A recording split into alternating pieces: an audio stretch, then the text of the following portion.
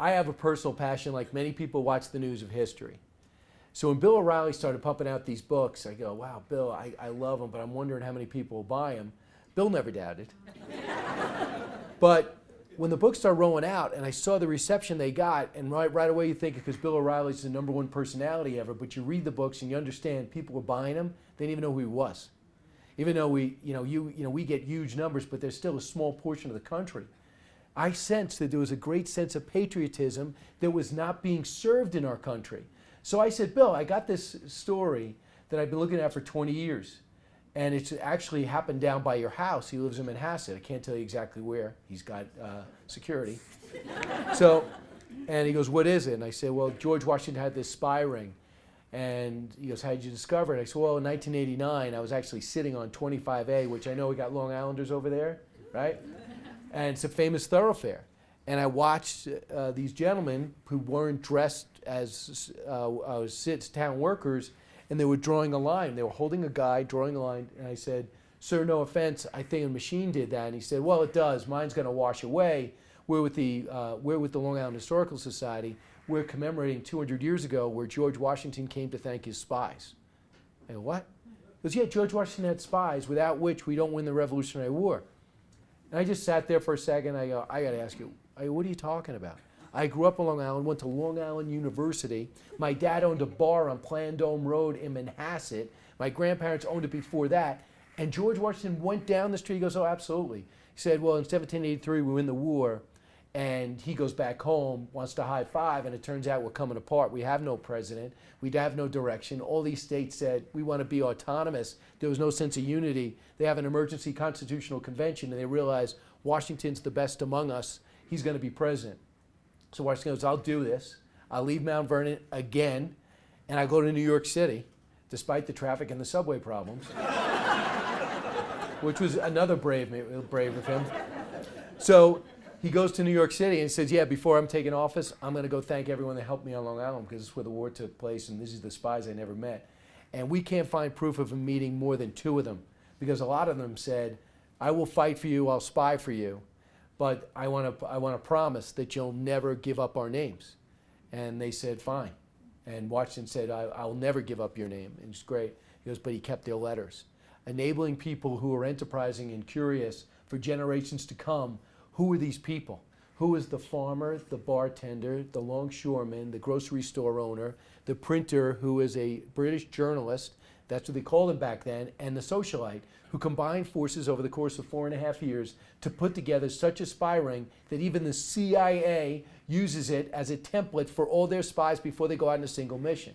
So me being a Fox guy and a little paranoid, I got so caught up in this story, I read about it. The good news is the original book written in 1930 by Morton Pennypacker, you got to go get it.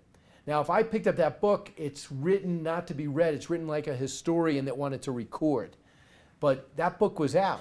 But the young adult book was in. So I go over to the part of the library where the seats are up to your knees, and all the kids, and I go, there's only one other spy book. The other one's out. Can I take out this young adult book one just to find out what happened? And it's 110 pages. I closed it and I said, is this true? Is it? You go, oh yeah, it's true. So then I get the other book and I see the actual letters and they're smudged. Why? Because they were written in invisible ink. Why were these letters written on other letters? Because they wrote between the lines. That's where that phrase comes from. What do these guys have and these women? They had cover stories. They had dead drops. So if you came to get me, you might be able to grab me, but you're not going to grab the other guy because we have a central location and a cylinder in the ground. I'm going to leave it there. You're going to come back in 2 days. You're going to grab it when you think you can. So they were relaying they were relaying the troop movements of the Brits, recording the movements and the troop size. And they were getting it from Long Island, central Long Island, Setauket, from the city, back to Long Island, across the Long Island Sound, into Connecticut, into upstate New York, where Washington's headquarters were.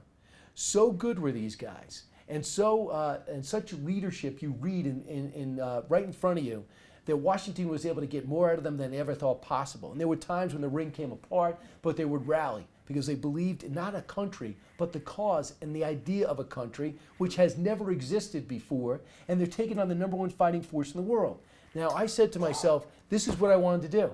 I can't relate to Washington's greatness. The more you read about him, the more you realize he comes along every 2 generations.